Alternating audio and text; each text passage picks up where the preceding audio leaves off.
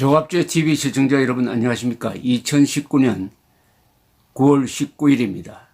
1년 전에 평양에서 9.19 합의란 게 김정은 문재인 사이에 만들어졌고 9.19 합의에 따라서 남북 군사 합의서가 생겨났는데 이게 전쟁에서 지지도 않은 대한민국 수도권 상공에다가 비행금지구역을 설정을 해가지고 대한민국 공군이 작전을 하지 못하도록 하는 등 한국군의 손발을 묶는 완전히 이적 행위에 가까운 합의가 이루어졌습니다.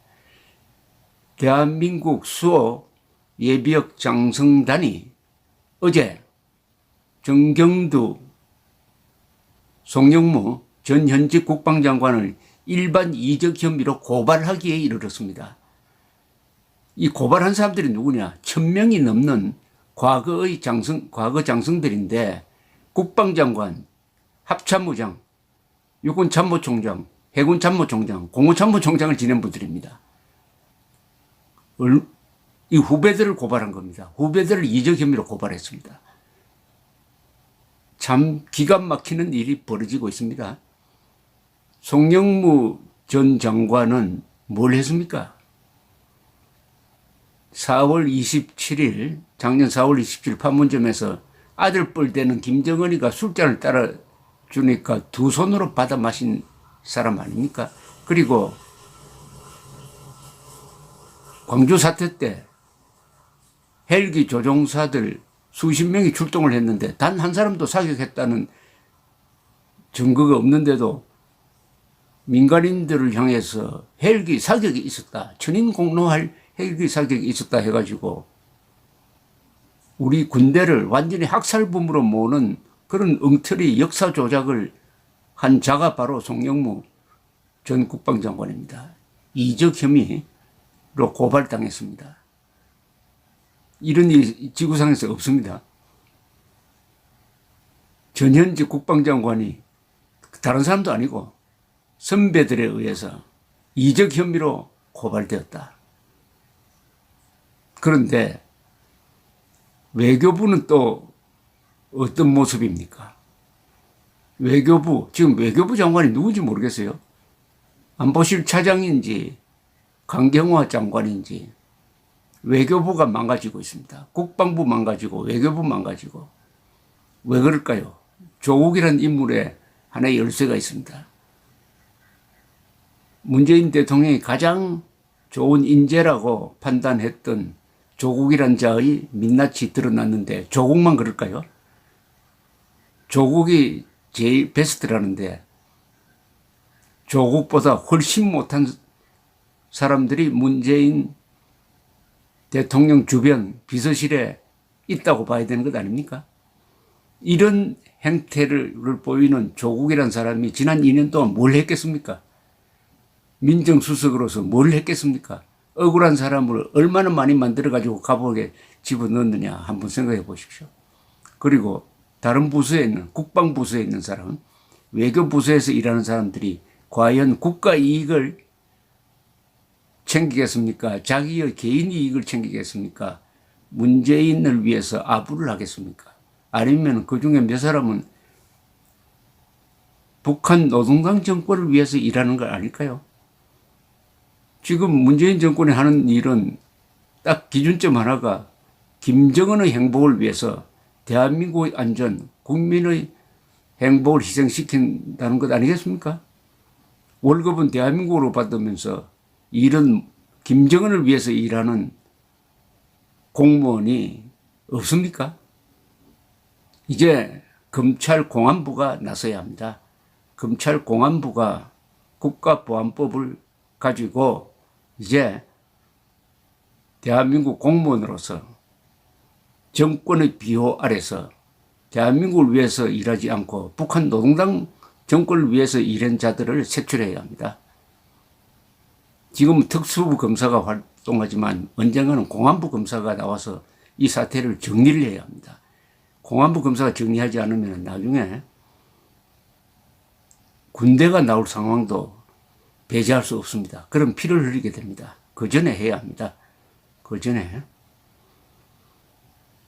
어제 조선일보 사설이 아주 제목이 우스꽝스러운 제목이었습니다. 외교 안보 봉숭아 학당 점입 가경. 이 사설은 처음부터 끝까지 완전히 비아냥입니다. 경멸조입니다. 그런데 이런 경멸을 봐도 사다는 생각이 듭니다. 강경화 외교부 장관과 김현종 청와대 국가안보실 2차장이 지난 4월 문재인 대통령 중앙아시아 순방 때 언쟁을 벌인 사실이 뒤늦게 확인되었다. 강 장관은 국회에서 김 차장과 다툰 적이 있느냐는 질문을 받고 부인하지 않겠다고 답했다. 둘 사이에 갈등이 있다는 소문은 외교가에 꽤 퍼져 있었는데 강 장관은 이를 공개석상에서 시인한 것이다. 장관과 청와대 안보실의 견해 차이는 다른 나라에서도 있는 일이다. 논쟁 끝에 결정되면 그 방향으로 추진하는 것이 국가 정책이기도 하다. 그런데 그 논쟁이 주요 정책의 추진 방향을 놓고 벌어지는 것이 아니라 보고서의 오자와 잘못된 문장 때문이었다고 한다. 김 차장이 외교부 문건에 오타, 비문이 많다며 비문은 문장이 안 되는 걸 말합니다. 문법이 안 맞는 걸 비문이라고 그럽니다. 한자로. 외교부 직원들에게 소리를 지르자 강 장관이 소리 지르지 말라고 맞섰다는 것이다. 둘은 설전을 벌이다 영어로 다투기까지 했다고 한다. 욕설 표현까지 나왔다는 이야기도 돈다. 이 장면을 순방국 당국자들도 목격했다고 한다. 김정은 가짜 비핵화, 트럼프 돌출 행동, 일본과 외교 전쟁, 중러의 우리 주권 침탈 등 고립무원의 외교 난맥 사태가 벌어져 있는데 외교 책임자들이 졸렬한 갈등을 외국에 나가서까지 벌이고 있다. 이런 사람들에게 국민이 세금을 내 월급을 주고 특별 대우를 해준다는 것이 기가 막힌다. 강 장관은 국가 외교 전략의 총책임자이기는커녕 인형이라고 불리기도 한다. 그러니 김 차장이 대놓고 무시하는 것이다. 그런 김 차장은 북한이 문 정권 들어 핵실험을 얼마나 했는지도 모르고 있었다. 정권 안팎에 두 사람을 놓고 놔두는 이야기를 들으면 이러고도 정부라고 할 수 있는지 의문이 들 정도다. 지금 외교 안보에서 봉숭아 학당 같은 장면이 너무 자주 노출된다. 강 장관은 국감 때 전술핵과 전략핵의 차이, 남북이 말하는 비핵화 개념 차이 등 기초적 질문에 제대로 답을 하지 못했다. 국방장관은 한일 군사정보보호협정이 실효성이 있다고 했다가 곧바로 파기해도 문제가 없다고 하다가 다시 북중러가 박수칠 것이라고 했다. 그러자 총리가 바로 부적절한 답변이라고 면박을 주는 일도 있었다. 공개된 자리에서 이 정도니 안 보이는 곳에서는 어떤 일이 벌어지겠나. 참 봉숭아 학당이고 콩가루 집안입니다. 콩가루 집안. 문재인 정권이 콩가루 집안입니다. 그러니까 익명의 외교부 관계자라는 사람이 이번엔 또 일본 언론과 인터뷰를 해가지고 문 정권을 그냥 사정없이 비판을 했습니다. 얼마나 정부의 기강이 해이됐는지 잘 보여줍니다. 한 익명의 외교부 관계자가 일본 주간지 현대 비즈니스와 인터뷰를 했는데 문재인 정부와 외교부가 소통이 되고 있지 않다. 이번 정권이 끝나기 전에 한일 관계 호전되기는 어렵다라는 전망을 내놓았다고 합니다.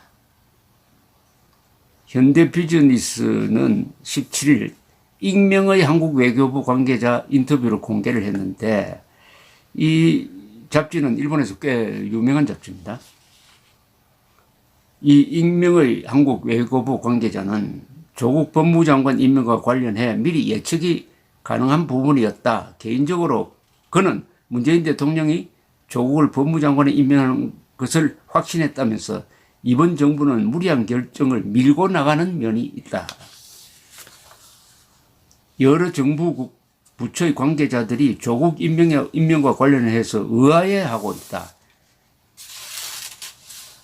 그리하여 이번 정권을 따르기는 하지만은 이해하기 힘들다.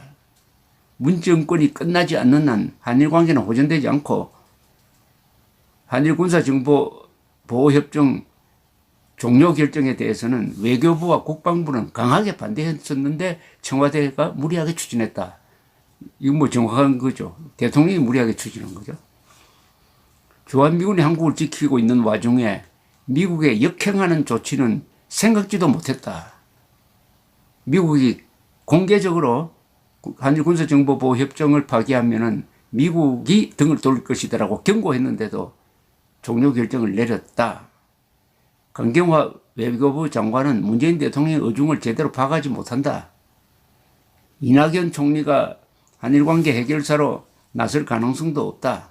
이유는 이낙연 총리는 야심만만한 사람이라서 조국 법무장관을 라이벌로 느끼고 있을 것이다.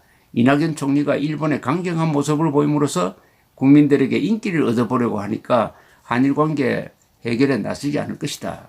또 이 관계에 저는 무시무시한 이야기도 했습니다. 문재인 정권 초미의 관심사는 북한이다. 청와대는 사드도 철거하고 싶어한다. 대북 강경파로 알려진 존 볼턴 백악관 국가안보보좌관 해임과 관련해서는 내심 기뻐하는 모습을 보인다. 이게 전부 다 문재인 정권은 국민의 안전보다는 김정은의 눈치를 더 본다는 거 아닙니까?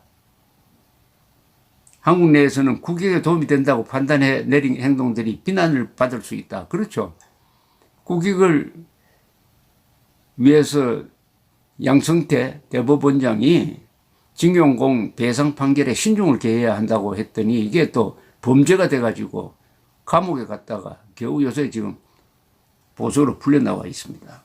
그러니까 국익을 위한 위하여 공무원들이 자발적으로 움직이려고 하지 않는다. 뭐 이런 등등 이야기를 하면서 외교부도 청와대가 내린 결정에 대해 묵묵히 따르는 모습을 보이고 있을 뿐이다. 이런 것들이 희생양은 꼭 한국 국민들이다. 정말 창피하다. 정확하게 이야기했네요. 국민이 문재인 정권의 대북 굴종 정책의 희생자다. 이렇게 딱 정리를 했습니다. 그리고 문재인 정권이 지금 한일 간의 갈등에서 이기고 있습니까?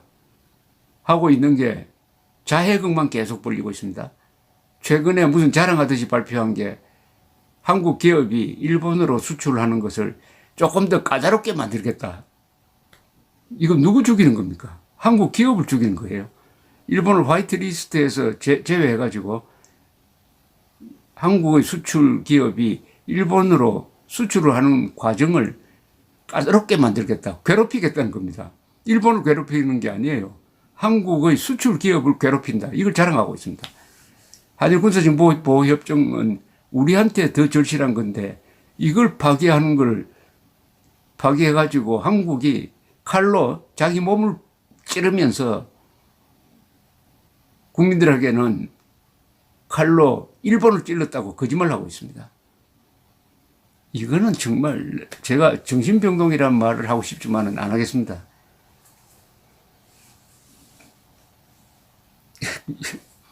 노무현 때 외신이 간첩이 청와대에 있어도 이보다 더 잘할 수는 없다 하는 그런 기사를 썼던 게 제가 생각이 갑자기 났습니다. 이렇게 갈 수가 없습니다. 이렇게 갈 수가 없습니다. 국민들이 아주 사나워지고 있습니다. 이제는 문재인 정권의 이적 혐의, 반역 혐의를 본격적으로 제기하고 나올 겁니다. 어제까지 안보를 책임졌던 예비역 장성단, 1000명이 넘는 예비역 장성단이 전형직 국방장관을 이적 혐의로 고발했다는 거. 이거 국가 비상사태에 준하는 일이 벌어지고 있다는 것 아니겠습니까? 국민들이 눈을 부릅뜨고 살펴야 합니다. 감사합니다.